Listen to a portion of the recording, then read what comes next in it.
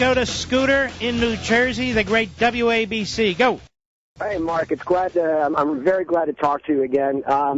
You just went into two things that, for me, tying together, and that's the cap and trade nonsense and the homeless. I've been homeless for just about 2 years. I've called into the show before, and I got to tell you, the gas prices and what's happening with energy is killing me.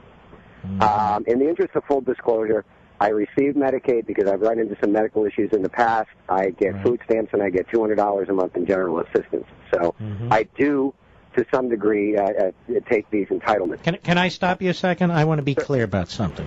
Sure.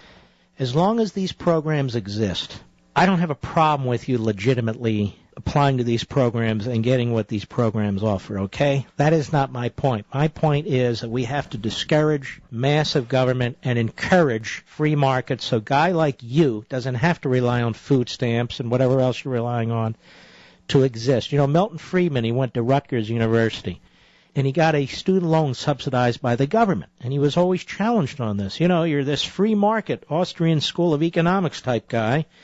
How could you do that? He said, because I'm a rational human being. If somebody or some entity is going to offer me a deal that is better than a deal I can get on the open market, then I'm going to take it. So I don't question your wisdom in doing what you're doing. I question my government's wisdom in having such massive welfare state that it's breaking the country, that it's available to people who cheat, that it's available to illegal aliens. And I am not an anarchist. I am not a pure libertarian, and I believe we ought to have some kind of safety net.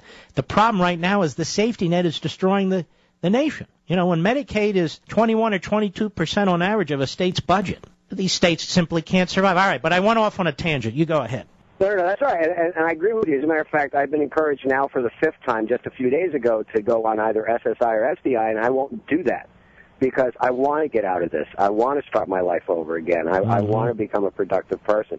Now, the thing with the gasoline is that's my lifeline. I have a generator. I live in my van. I live in a parking lot, and it gave me heat through the winter. It kept me alive through the winter. I'm up on a hill, and it got brutal up here, and it gives me electricity through the course of the night. And the policies, going back to when he shut down all of the oil rigs after the BP spill, have just contributed to making my life miserable. And it's not just me. It's like people who are on the brink. Look, the people who come by and talk to me are people who have either just got a job after being unemployed for a long time, have just lost their jobs, or about to lose their homes. Scooter, hold on a second. I want to finish our discussion. Don't hang up. Go ahead, Scooter. We have 1 minute. Just real quickly, one of the benefits of me having Medicaid, and unfortunately I'm 55, so I need bifocals. Now I can read the book that you sent me. I couldn't read it because my vision started to go. It started to blur. Well, you should have told me that before. I would have sent you the audio. But what I started to say is the people that stop by to see me are people that are pretty much on the brink. And it's not helping anybody. His policies really aren't helping anybody. Well, let me ask you this, yes or no. Do the people you speak to there understand that his policies are driving up the cost of basic fuel? Oh, without a question. As a matter of fact, you will be surprised. This is not like the homeless situation in the 80s. You've got people here who are listening to you, or listening to Sean, listening to Beck, listening to Russ. All right, my friend. Well, hang in there. Take care. We'll be right back.